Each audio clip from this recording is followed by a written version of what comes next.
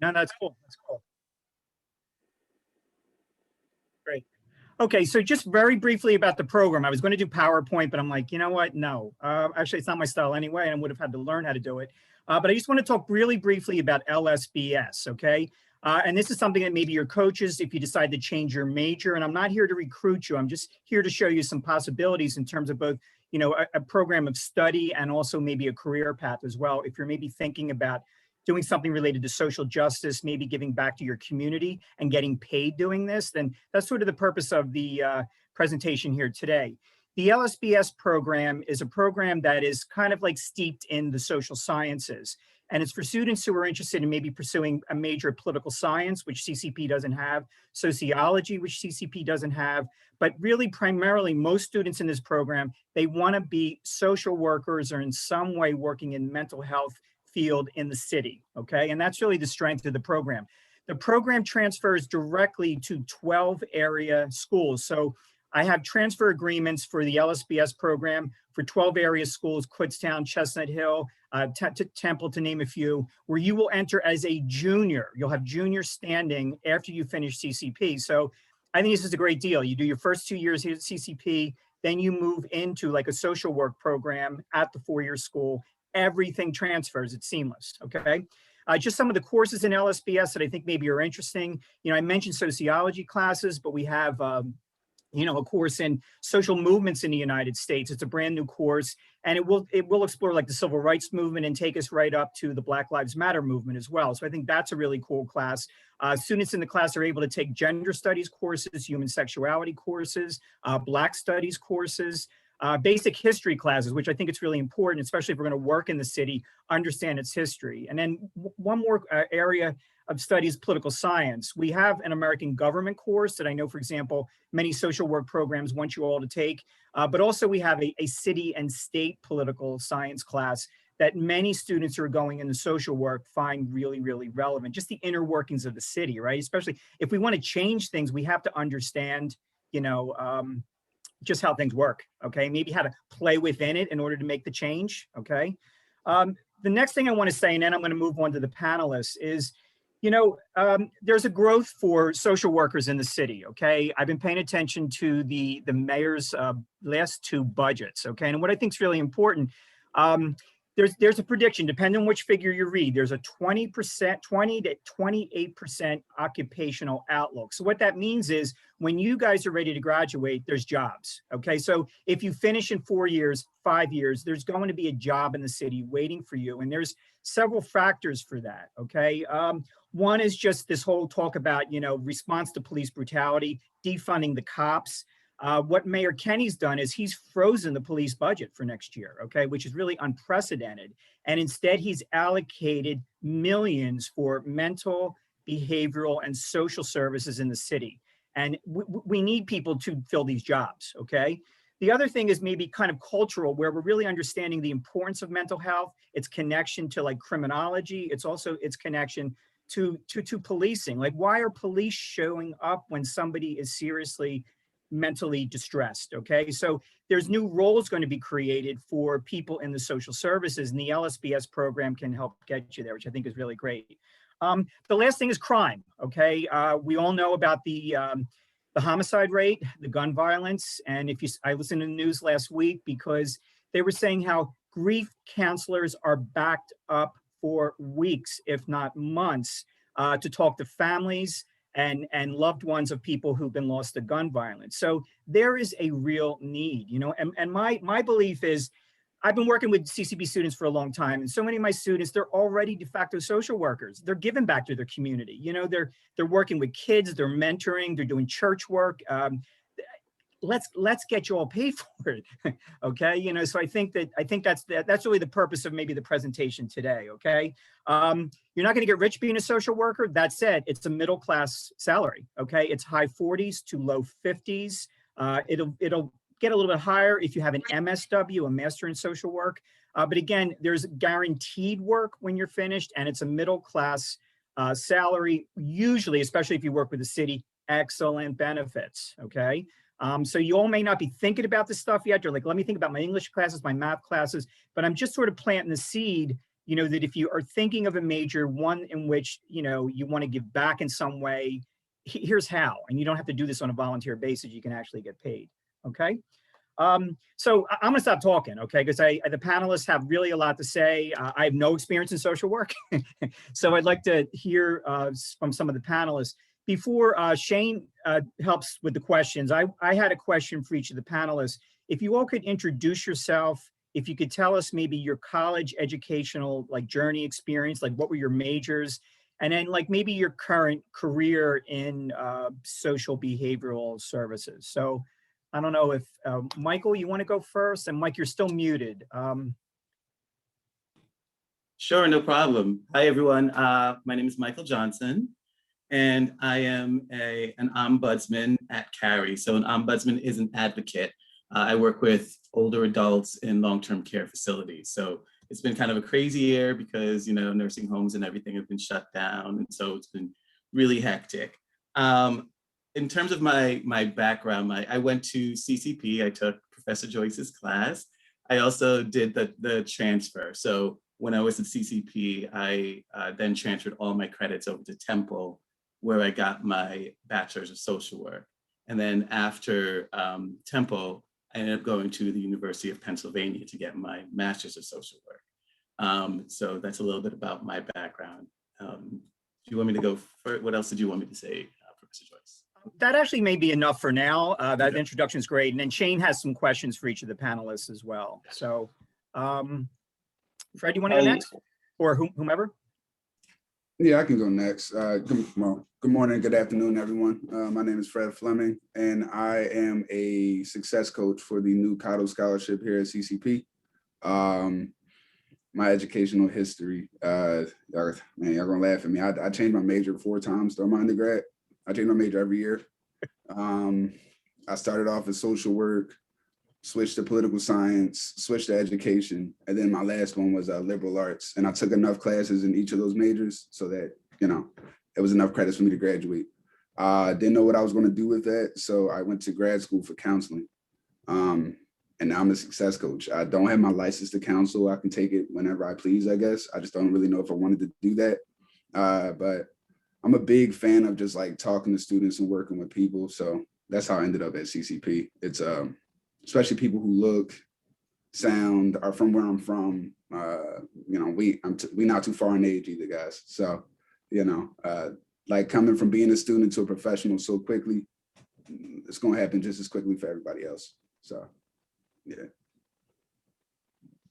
Hey, Mr. Jeff.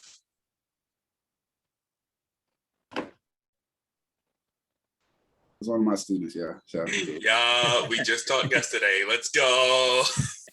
That's great. The last panelist? Is that me, Professor Joyce? Yes, it is. Yes. Sorry. Man. No worries. Thank you so much for having me and inviting me. And, you know, just to introduce myself, my name is Dion Sumter. My current title, as Professor Joyce was talking about the mayor and his current upcoming plans regarding gun violence, I'm actually a product of that plan. So I work for the Office of Violence Prevention, which is directly underneath the mayor's office. So I work closely with the mayor, district attorney, and Philadelphia Police Commissioner. So my exact title is Gun Violence Intervention Project Manager. So my office oversee, manage, and coordinate all violence prevention efforts and measures within the city of Philadelphia. And for myself, man, you know, I'm not that much older than you guys as well, man. You know, I'm from Uptown, from the Germantown section of Philadelphia. You know, we like to call it Uptown. And you know, I went through Community College of Philadelphia. You know, I actually enrolled in CCP in 2011. I know some of you guys are on a 2-year plan, but I had to do a little 3-year plan. So I graduated CCP. You know, I was actually enrolled in behavioral health human services curriculum here at CCP. I finished CCP in 2014, and I could tell you guys that, you know, obviously coming from Philadelphia, man, you know, Temple University is like that mega college that we all kind of want to go to. So I only applied for one college. You know, my mind was focused on going to Temple University, and you know, Lord and behold, I got accepted to Temple University, and Temple accepted all of my community college credits. When I transferred over to Temple University, my major obviously was social work, and I can tell you guys, human service and social work does go hand in hand, and a lot of universities will accept your human services or social sciences credits. And from transition to social work, and I can tell you guys, Michael, who's our first panelist who spoke, him and I was actually classmates. So the irony, just seeing as you guys kind of go through your professional journey, you're going to kind of be in the same spaces as people that you were once classmates with. So it's so cool to kind of see him here today. And then from there, I graduated Temple University with honors within social work in 2017. And obviously, as Professor Joyce mentioned, within his profession, if you guys really want to make some money, we really encourage you all to kind of go get your master's degree. And there are ways to kind of do it. So after I graduated in 2017, I got accepted to Temple University's Advanced Standing. An Advanced Standing program is just basically a shortened module of the grad program. Instead of going for 2 to 3, you just spend an additional year, right? So I just sacrificed an additional year, and I was able to finish with my master's degree in social work in 2018. As my brother, Mr. Fleming mentioned, as fast as you become a student, as fast you kind of go into the field, So I had a job within social work within a week after I graduated in 2018 with my master's. And I can tell you all, there's a lot of employment out here. And since 2018, I've been a 11 professional. So I'm happy to be here and talk to you guys, answer any questions that you guys may have. Excellent. Okay, we had a fourth panelist, but he's actually working in the Learning Lab tutoring. But he's going to maybe join us if we do this again in the fall. This student was a graduate of CCP, the Liberal Arts Social Behavioral Sciences program. He's duly enrolled now in the Chestnut Hill bachelor's master's. He just earned the bachelor's. He's now working on the master's simultaneously. Guys, it may be a little bit early to talk about this, but you might think about like dual enrollment in both bachelor's and master's programs simultaneously, which is just fantastic. So. And he's nearly getting a free ride at Chestnut Hill too. So at some point, as we are going through CCP, we got to talk about paying for college and how we can totally minimize the debt and get all this fully funded. So, okay. What's his name? I'd like to turn it over to Shane. I'm sorry. What's his name? I think he's a CME student too. Was a CME student. I meant to say that CME, it's Isaiah Devine. Yeah. I meant to say CME as well. So, yeah. And he just got he just got his diploma in May. He got his job in June in the field, and he's also still working at CCP as a tutor because he loves CCP and he can't leave us. And I totally can relate to that. So, yeah. All right. So if next would be Shane. Okay. Shane, you have the questions for the panelist? Yes, sir, I do. Like, in case y'all didn't know, my name is Shane Carter. One of the main questions I want to know is what inspired you to work in the behavior/social services part that y'all work in? I can start. I think most people that go into social work are caring people. So what inspired me to go into it is that I obviously saw the issues that were surrounding me and my community, and then I figured, like, how can I get involved in this? How can I make a difference? And social work aligned a lot with my values about caring for people, changing systems, being on the ground, things like that. So I think that's why I went into social work. It's just, because I care about humanity. It's easy. I can go next. I mean, like y'all heard me say I switched out of social work, but that was a personal problem. It made me sad, but I know why I went into it. For the same reasons, pretty much. I wanted to help people who look like me, help my community. I've had a good social worker. I had a great social worker when I was a youngin', so that was like the main reason. I grew up from like 3rd grade until I graduated. Like, I'm gonna be a social worker. I'm gonna be just like them. And I found out real quick that like, you do social, like Professor Joyce said earlier, you do social work every day. You just don't know what it looks like. And there are a bunch of different ways to do it. And so like, yeah, we're focusing on the social work title right now, but there's a whole multitude of ways to do social work and things that you could, majors that you can major in and still come out and be a social worker. It's like, there are a whole bunch of different ways to get to where you want to be. You got to figure out how you wanted to help. And that was my biggest thing, figuring out how. And I can definitely kind of follow up and just kind of mention about, what really inspired me, man. As I mentioned, man, coming from Germantown. So for me, I think my inspiration just really kind of came from a lived experience. I'm somebody who, I didn't necessarily live the life that I'm living now. When I was, I know most of you guys are probably like 18, 19, 20. When I was 19, I caught a federal indictment. So for me, man, at the age of 19, I did about 3.5 years in the federal penitentiary. And from there, being in that space and just really seeing, growing up, a lot of my friends didn't have fathers, and it wasn't that the dads didn't love them, but a lot of their fathers were either victims of gun violence or they were incarcerated. So just being in this space and being in this prison at 19, 20 years old, and I'm in there with grown men, and I'm in there with, one of the people that I met was one of my closest friends' dad, who'd been in there for 20 years. So I was in this environment where, was predominantly African-American men, right? So I'm in this space, I'm like, wow, this is where we're at. If most of who choose that particular life, we tend to find ourselves in the grave. But being in that environment, for me, it just really kind of gave me a perspective. It kind of let me know that, I need to make the necessary changes in my life. But I think what really hit me was a lot of those guys who had those 20, 40-year sentence. Behind that, man, they was really good dudes, and they just kind of made a bad decision. And were also put in a really bad spot, right? Because you can't really decide what area community you're gonna grow up in. And just being in that space and seeing these people who have been villainized, but who behind closed doors are really good guys, man. And for me, when I came home, I just really dedicated myself to just improving my community. As a Black man, I feel like it was my responsibility from those who was in those walls, who was rooting on me, who wanted me to kind of make that impact for things that they weren't able to do. Since they were incarcerated. So for me, man, I just, what inspires me is to really, those guys who are behind those walls who aren't coming home anytime soon, is my mission out here to really do what they wish they could do. And that's why I really chose to be in social work. Okay. Yeah, I like that very much. And honestly, I love all y'all answers. I really do. And it perfectly sets up my next question, which is, I want to know what do you find rewarding about your current position?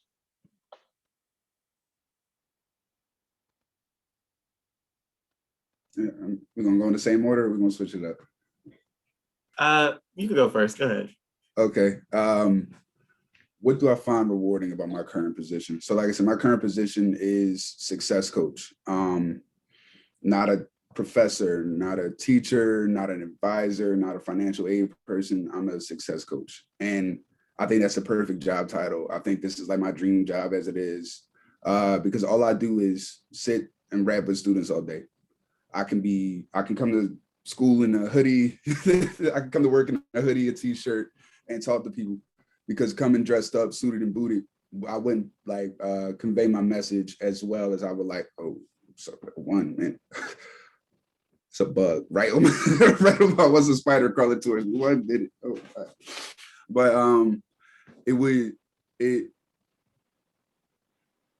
being able to help people who look like me. I know I keep spinning back to that subject, right? I got, we talking today. I'm only 26. I turned 26 last Thursday. I got this job as a 25-year-old. I graduated my undergrad in 2018. So it's just like to be able to help people who look like me when I didn't have no help that looked like me. I went to Westchester. I think I'm the only one who didn't. I didn't go to CCP. I didn't even try like the community college thing. I wanted to get out of Philly. I'm sorry. But it's like being able to give back and help out those who look like me, who all just, sometimes you just need like a good conversation, or like, or you need somebody who has your back. We do a lot of research on like mentorship programs, and like, it doesn't matter if I look like you or not, it's just knowing that I care. So being able to like convey that to students who look like me, we supposed to be so tough, we supposed to be gangster all the time, we supposed to be like real hard coming from where we from, but not having to be, and like y'all seeing me not have to be. I'm trying to be the example that I wish I had,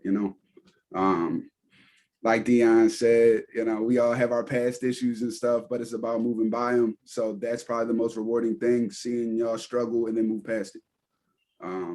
Well, not like the seeing you struggle part. I'd never want to see that, but definitely like the overcoming it aspect is probably the most rewarding part. you don't really hear too many people like my age talking about the people after us, but that's who it's about. You know, I did my time in my school, so now I'm trying to help y'all get through it so there could be more people like us in this field. I'm gonna kill this bug real quick. And Fred, I'll definitely kind of follow with you, man. And I could tell you, Shane, like for me, what really find rewarding is, I think, obviously, man, being young and Black, man, you know, sometimes, man, all we really want is just kind of have a seat at the table, right? Because at the same time, when all these, you know, obviously, you know, I work within city government, and you know, these individuals are always constantly talking about where money should be allocated. You know, what are the issues? And being someone who's from the community, being someone who have that lived experience, and knowing that a lot of these matters or issues that we are discussing at this table, you know, during my meetings, is about us. And to be someone who is a part of us at the table, for me, that's the most rewarding component of my job, man. You know, because, you know, I won't say I know it all, but I also, you know, I'm from Germantown. That's where I still live there, man. You know, I'm in tune with my neighborhood. I'm in tune with my community.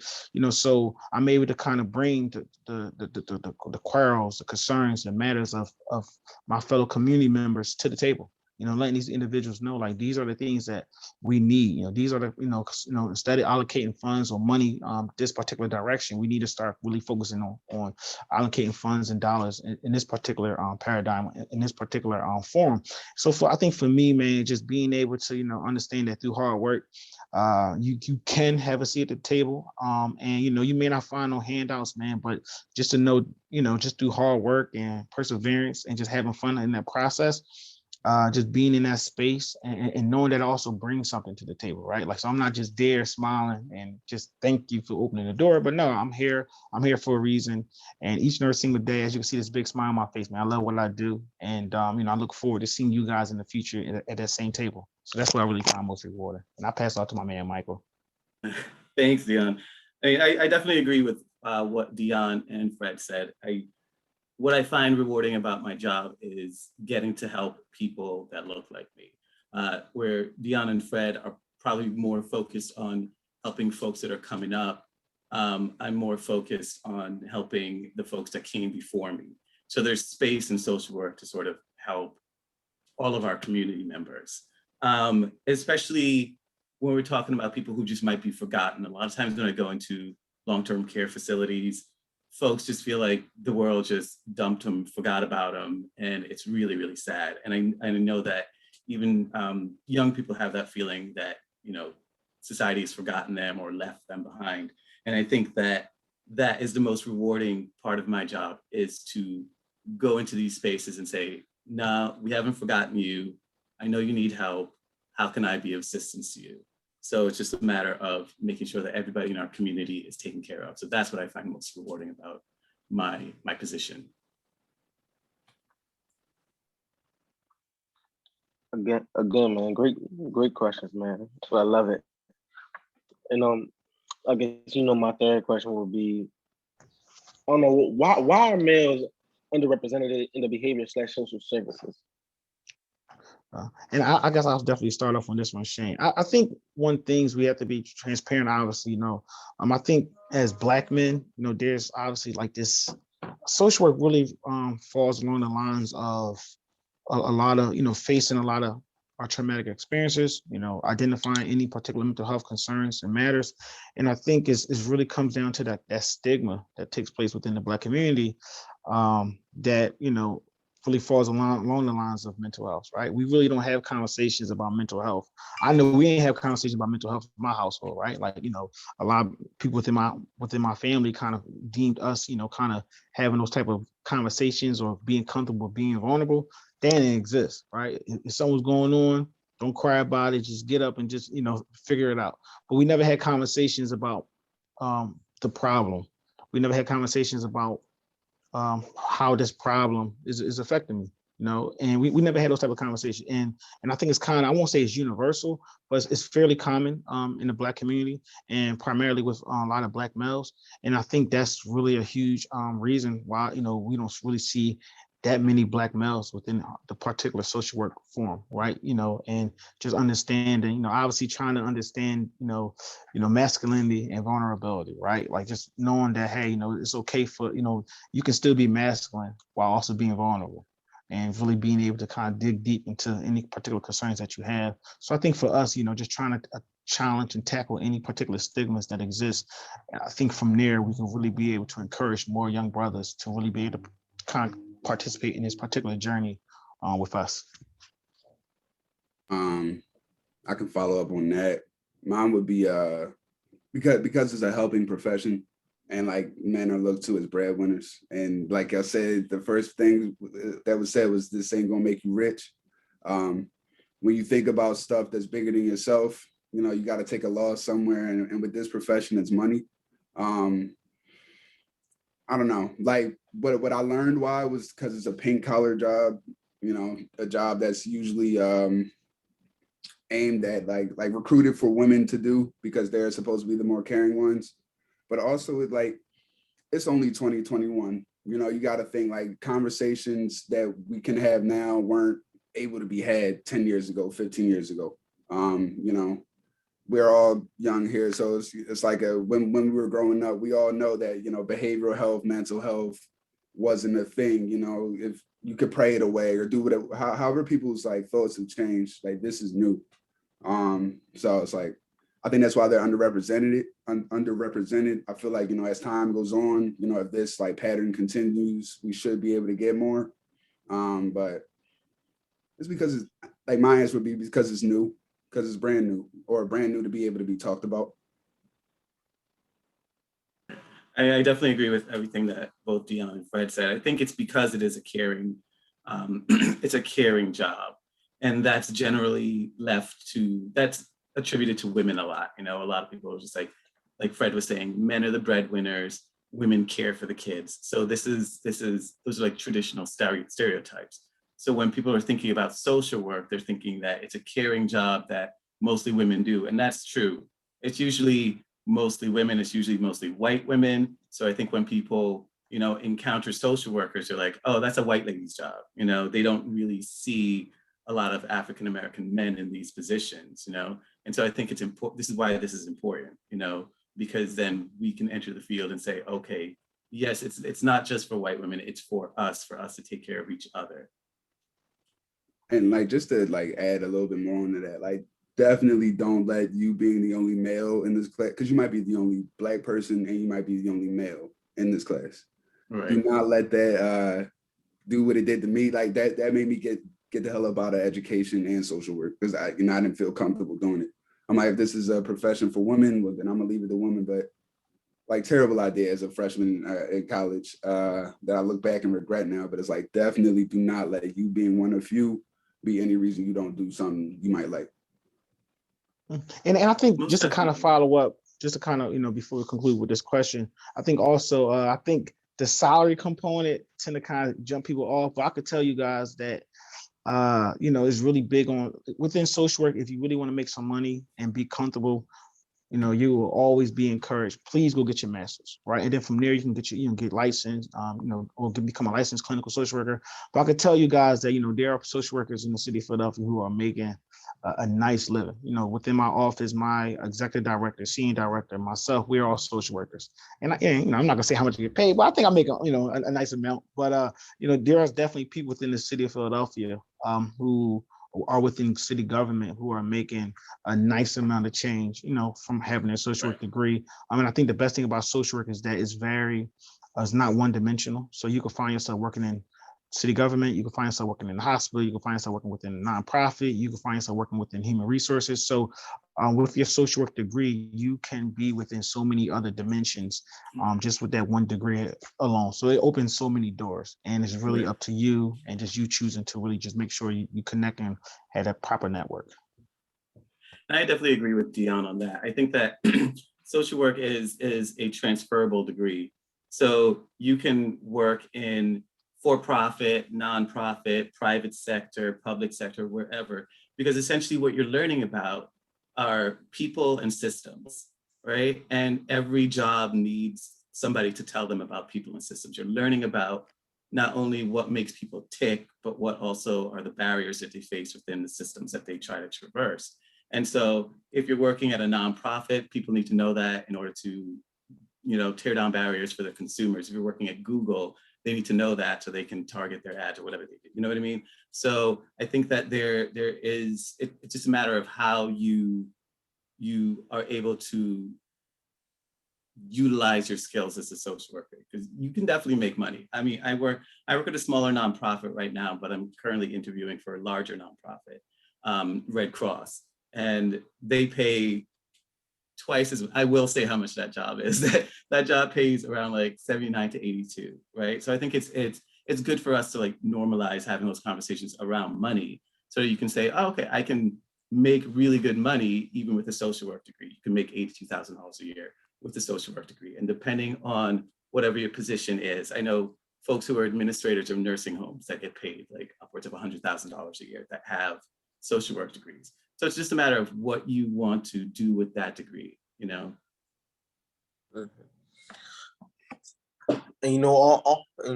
everything y'all saying, I'm loving to hear, and it sets up another question of mine. I don't know why do Black males in the Black community don't talk about mental health, and how can we change that? Okay, I'll start this one off again.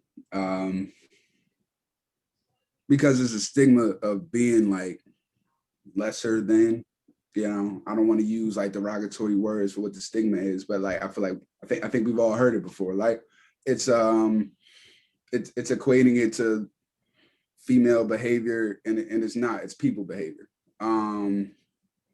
Like the only reason I'm comfortable with it, honestly, again, we being candid, right? The only reason I'm comfortable with it is because I had to go to anger management therapy as a youngin', right? Like 2nd and 3rd grade youngin'. And I credit that with me still being here. I credit that 1000% with me still walking today. But like having that like introduced me by my school, kind of like paved the way for me to be okay with talking about how I feel, because that was my issue, right? I didn't know how I felt, so I just get mad and want to fight everybody. You can't do that as an adult. That it's only certain behaviors that fly after like 15 or 18 because you're going to jail. So it's like, it's the stigma. People don't believe, like, men are supposed to, y'all haven't heard man up, Mm-hmm. And that in itself is like, yeah, it's played out. Again, it's 2021, so I understand it's new, but it's like, I don't know, I'm trying to think like the best word choice to use without saying it, but it's like people don't want to be looked at as less or lesser than. And the moment you start expressing how you feel, or how, like, if something makes you sad or happy, other men, mainly men, will look at that as less. So we got to change the stigma surrounded by that. Very true. I mean, I think all that's very true. We're not allowed as Black men to fully be human. We're supposed to be strong. We're not supposed to show weakness. We're not supposed to cry. We're not supposed to laugh too much. We're not supposed to do this too much. Whereas, so many other folks get to have that full spectrum of emotions and full spectrum of life. As a queer African-American man, I definitely have lived that, where it's just like, oh, don't be that, because that's bad. And it's usually equated to, female traits, and so I think that's a lot of the reasons why it's societal. It's community. It doesn't start from an individual. It starts from external sources. You may feel a certain way, and then the world sort of like beats you down, tells you have to be this certain way, and then you try to conform to something that's not naturally you. Definitely. And, Michael and Fred, man, everything that you guys said is definitely, I don't think I can really add to it, but I could tell you, Shane, like, as a father, right, I have a 5-year-old boy who's about to be 6. And, the things that was kind of instilled in me, I'm still trying to dissect those things as well, right? Like, not, and then sometimes we find ourselves, it becomes like this pattern, right? And most people, if your grandfather, he used to whoop your dad behind, your dad more like is gonna whoop you behind, right? Just in the sense of just seeing like, that genetic makeup is tend to be passed down generationally. And for me, I was fortunate enough that when my father, who had a really bad experience with his dad, he really just parent me differently. And even with my son, I let my son know like, hey, it's okay to cry. For a good reason, but it's okay to cry. Don't be afraid to cry. Something's on your mind. Let's talk about it. But we have to be very careful because I know when he goes off to school, and even with that, I had to be mindful of. And I could tell my son it's okay to cry, but I know in that classroom, if something's wrong and he want to shed a tear or two, children can look at that as weakness and start bullying him. And it's so hard because we want to really ensure that our children have everything as possible equipped to be ready to handle everything that the world's going to give them. And it's hard being young and Black because you have these stereotypes that exist. You have so many different channels and so many people that's really are already trying to villainize you every step of the way. And you really want to raise your children to be ready and to go and prepare for each battle that they are going to face. And so it just really, sometimes I find myself kind of having that toxic, man up a little bit, toughen up a little bit. But then again, I also understand like, hey, I got to ease up, and so it's hard, man. It's hard. But I think it takes us collectively to ensure that we are teaching our children the right things. It's essential for us to continue to have conversations to really beat down the stigma, because you got a lot of brothers who are hurting. And, through hurt, comes pain. And then most times when someone's hurt, they're going to cause some type of pain or hurt towards someone else. So we really just got to get there and start having more conversations. I like how I very much do like how you said that, because I remember that when I was younger, I used to cry a lot, and I might cry in front of the class, and because of it, and because I cried, I cried that one time in class, I got bullied every single day because of it. And it's, I don't know, and I just remember being a lot of angry at the time, and I never cried in front of the class again after that. But I'm just saying, I remember holding a lot of anger and hatred in front of the class. And honestly, it kind of put me in a sense of in a sense of depression. And honestly, I had suicidal thoughts back then until I read this book called Bully. It was by the Bluefield series, and I remember reading part of the main character name was Terrell, and how he overcame his demons and his bully. He went to wrestling, and it was an outlet for him so he can get all his emotions and his anger out on that mat. And that's honestly what inspired me to go to wrestling. And I've been wrestling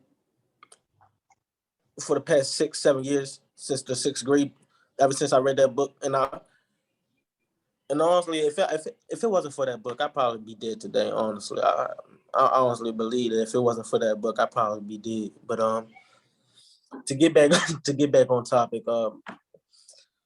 my next question for y'all is Yeah, what question. area? Oh, go ahead. Yeah, I think Oh, I was just saying there was a question in the chat that I saw. It says, who do you think instilled that idea of not showing emotions? Is it generational or societal? I think it's both. I think it's both 1000%. I mean, remember where you from, right? You are from Philly. I peep it every day when they say people from like the northeastern United States are rude, and then you go down south and that they're nice. Like Philly is not a nice city, but we're trying to make it better. So it's like I think we fix that by like having these conversations at a younger age. Shane, I know you just said like, if had you not read that book, I don't know, I feel like we need to be presenting to, 5th and 6th graders as well as, grown men too. Just because it, if you start younger, then maybe we might be able to create a cycle or something. But no, I think it's generational and societal. Like I grew up with Southern grandparents. There was no room for emotion in the house. It was shut up, like put up or shut up, and I couldn't put up a damn thing till I got a job. So it's like but it's also societal because again, men are men. Mhm. You hear things about, and we're not even just talking about Black men, but Black men in particular, we're supposed to be looked at as like the strongest of the strong. Like, we're your top athletes, we're your this, we're your that. we're also people. So it's like you got to remember that too, and how people might look at you as well. Is that a hand? Yeah, man. Yeah, I think Damir has a question. You come off mute, bro. I just have a real quick question. This is mainly for Mr. Fred, since he's my coach, but I've been getting an email recently about paying referring to my tuition bill and stuff. So I'm kind of trying to figure it out what's going on with that. Let's say that for a different time. Okay. We can meet separately. Yes, sorry to cut you off, but yeah, we don't want everybody talking about your tuition. No, that's fine. It's just I got it a minute ago. I was like, this the bill? What is this? No worries, bro. I got you. We'll meet later. And I think Rich has a question. What's up, Rich? Good. So for the jobs that we shall participate in, we shall be part of emotions that we doing in general, like when we're trying to meet someone who is meeting their social worker, like when we're trying to think that Albert was a social worker before 15 years, and then how come is the social worker to how come the social worker is part of being interested that we participate?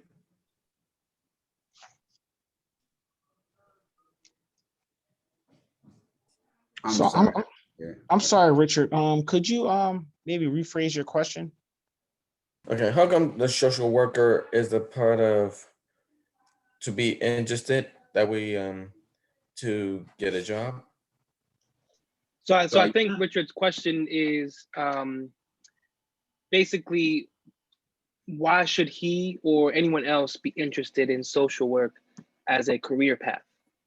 Right. Perfect. I think for me personally, I think it is, you can help folks not have to go through some of the stuff that you went through, right? So when we think about all of the struggles that we go through in life coming up and this and the other, that's not because of us. Those are like systems that are in place, you know?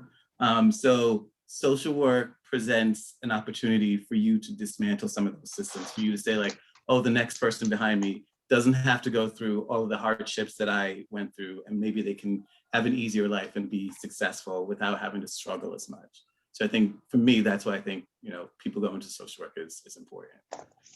And Richard, I think another advantage that you would have with going into the profession is that, you know, a lot of the communities that you would serve, most of them would be, you know, not just communities of color, but a lot of the adverse experiences that people face or experience in life, a lot of people within our community face, right? When you think about poverty, housing, insecurities, food insecurities, mass incarceration, health disparities, you know, all of those things, and further, among others, are things that us social workers deal with each and every single day. And those are also things that have a disproportionate impact on our communities, you know. So I think as predominantly, you know, African Americans, but also people of color, and these are things that also affect other communities of color. You know, as people of color, I think it gives us a great sense of belonging, understanding that this is where we come from. It gives us an advantage because we kind of have that lived experience with, you know, our own personal experiences as well. But I think you are given an opportunity to really work closely with your community and to really be a huge staple in your community.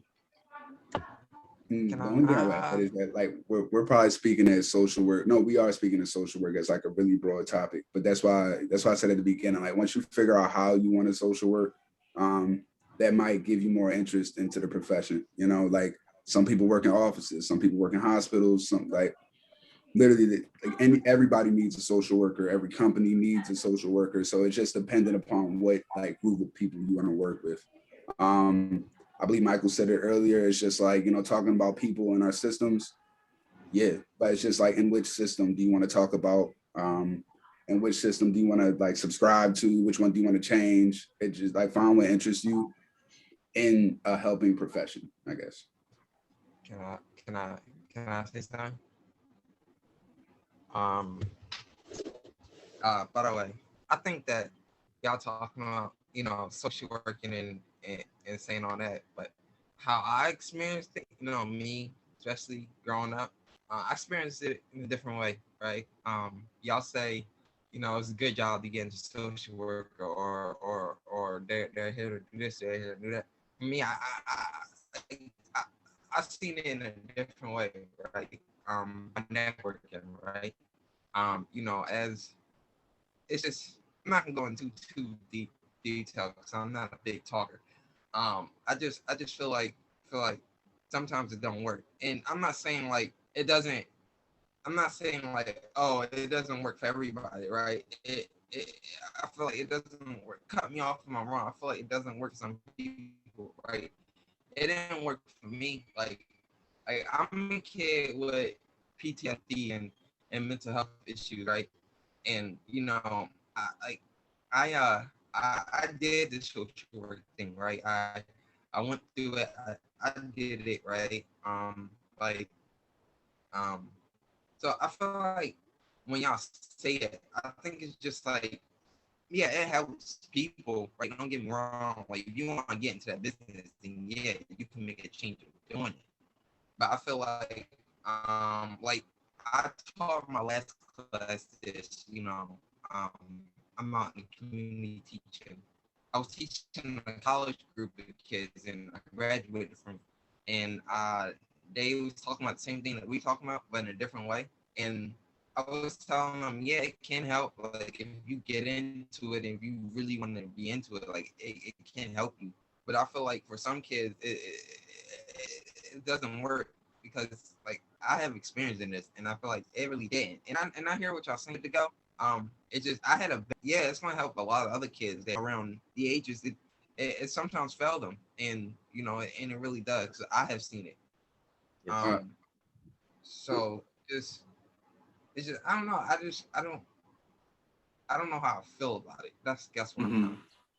Understood. That's real, Naeem. Thank you for sharing. I think Michael and Fred and Dion have something to say about that as well. But thank you Yes, for thanks sharing, for the bro. That's honesty powerful. as well.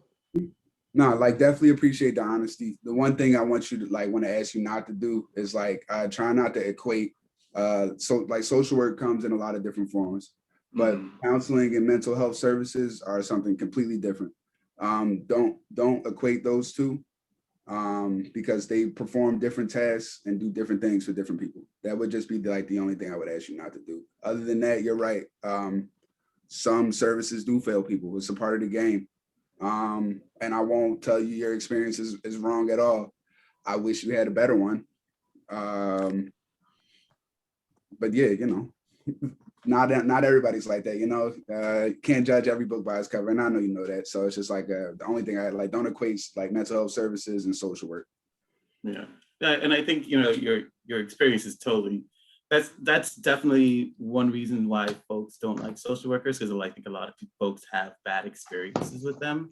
So, but I think what Albert said about who your social worker is matters, right? So this is why more African American men need to get into the situation, because I mean maybe he would have had a different experience, you know, had he had somebody that was more like him, you know.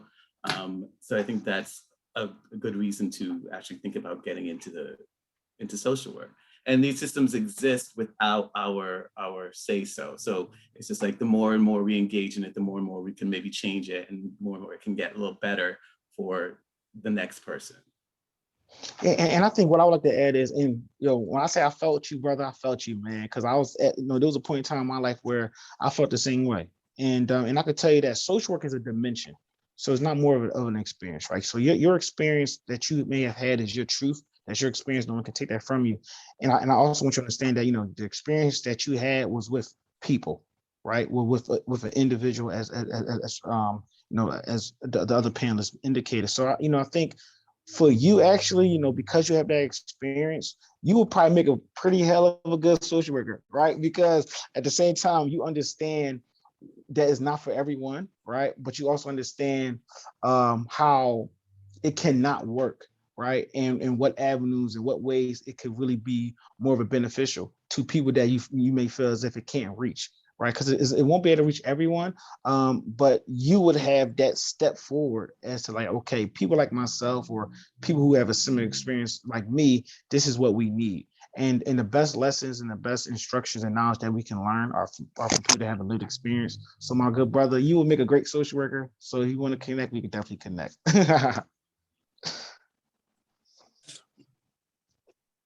Again, man, just great questions, man.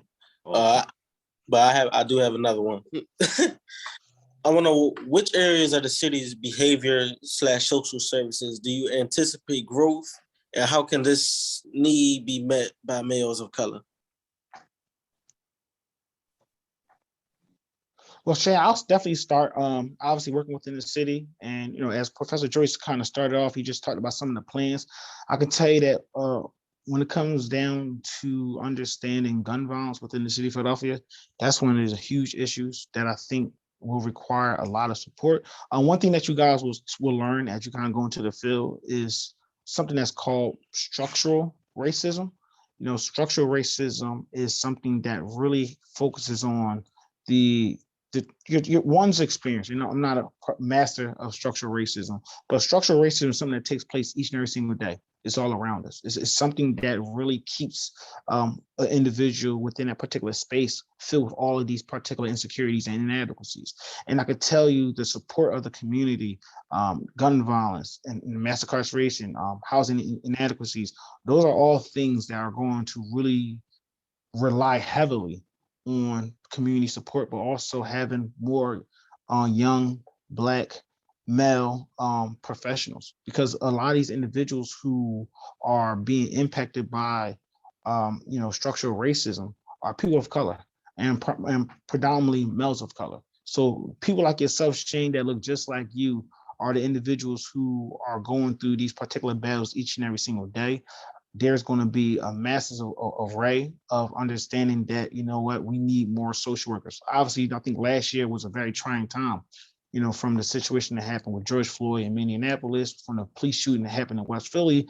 And there are now conversations along the lines of, okay, you know, when the situation happened in West Philly, you know, why were police called? Why wasn't a helping professional called to be able to really dissect and, you know, combat the particular crisis that the person was going through? So there are now conversations about being able to have more people on the ground. So the profession is growing, the employment is there. And I think, you know, we could really use a lot of young brothers like yourself, Shane, and your peers to really be a part of this particular battle that we're really on soon. And I guess I can speak on, you know, the social services side too. You know, the city does things like hire a CODO team to make education more accessible to all of our residents.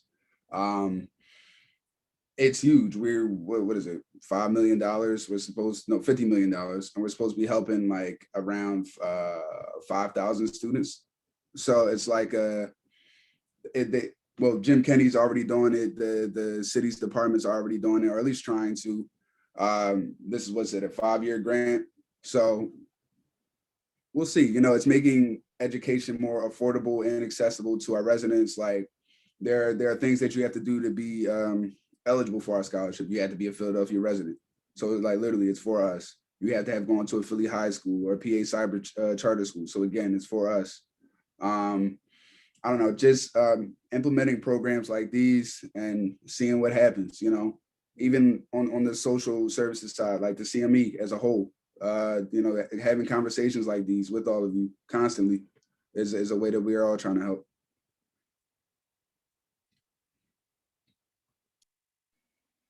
Indeed. I don't have much to add. Yeah. I think they got it all. Yeah. Yeah, indeed.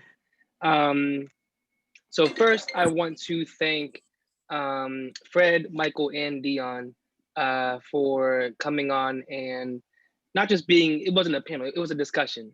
So I want to thank you for your honesty, your openness to share with our guys here today. Thank you, Professor Joyce, for making this all happen. We really appreciate you and your constant support of CME.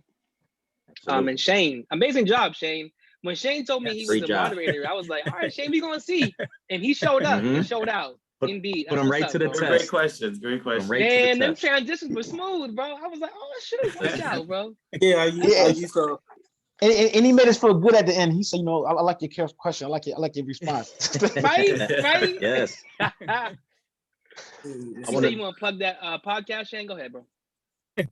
Yeah, it was, the podcast that I moderate for is it's called Behind the Eyes of Our Youth. It's something I started in honestly this year. It was my teacher's idea, honestly, Dr. Fleming.